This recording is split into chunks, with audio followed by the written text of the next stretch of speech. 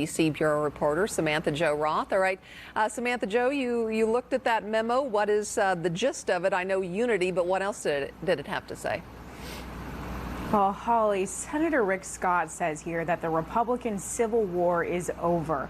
And, in that statement, that is a very revealing statement, considering that we really haven't heard that from the senator. He really has not acknowledged some of these divisions within the party.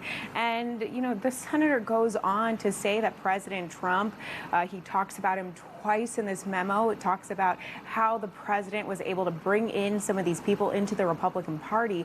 But, the senator does not talk about what role the former president is playing in this party. And that really is something that is happening within the Republican Party. It's really unclear what role the president is going to play moving forward. And, interestingly, I actually was able to speak with the senator, and he has sidestepped a lot of those questions. He really doesn't want to answer.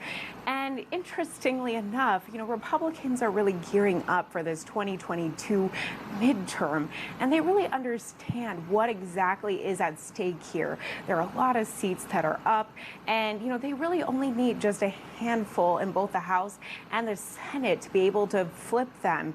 And Senator Scott really does have that on his mind. And also in this memo, they're really looking to energize that base, energize the donors ahead of this very big conference, Holly. Well, you have Trumpism in the party, and you have the establishment wing.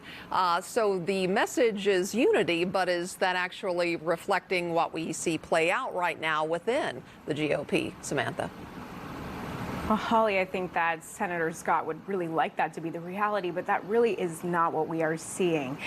We've seen this massive internal divide within the party that has been really publicly on display in the days after that riot at the Capitol. And, you're really seeing that stark contrast. We saw it yesterday with Republican leaders in the House of Representatives. Kevin McCarthy answering a question from a reporter asking if the president should actually be speaking, the former president, at CPAC. And, Kevin McCarthy really saw no issue with that. But then you had Liz Cheney, who had the opposite opinion. So we have these two leaders that have these opposite opinions. And then you're also looking at, Senate Majority Leader Mitch McConnell, who has not been speaking with the former president. So all of this really is on display. And, Senator Scott is looking to have this party united ahead of those key elections in 2022. Holly. And CPAC starts tomorrow in Orlando. The former president will be there speaking on Sunday. Samantha-Jo Roth, thank you.